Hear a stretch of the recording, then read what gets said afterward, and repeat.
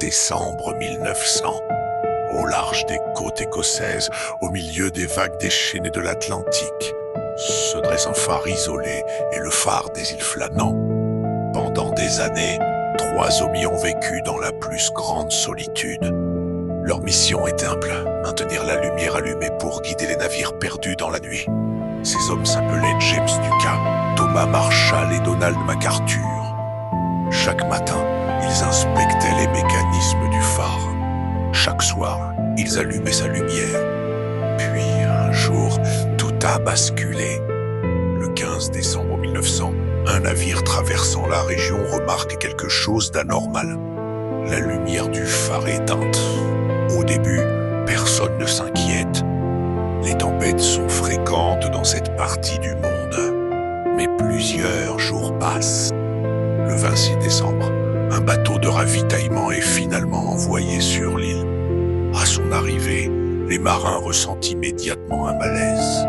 Le silence est total. Aucun gardien ne se trouve sur le quai. Ils gravissent alors le chemin menant au phare. La porte est fermée.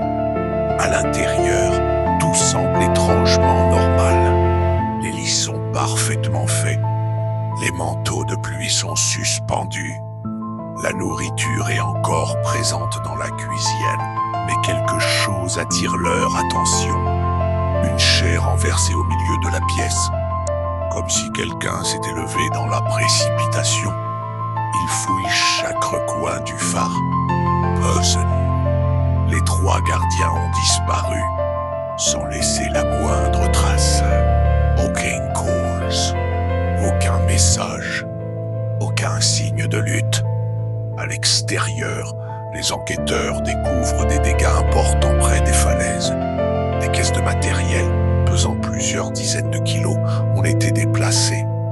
Une théorie affirme qu'une vague géante aurait surpris les gardiens alors qu'ils tentaient de sécuriser le matériel.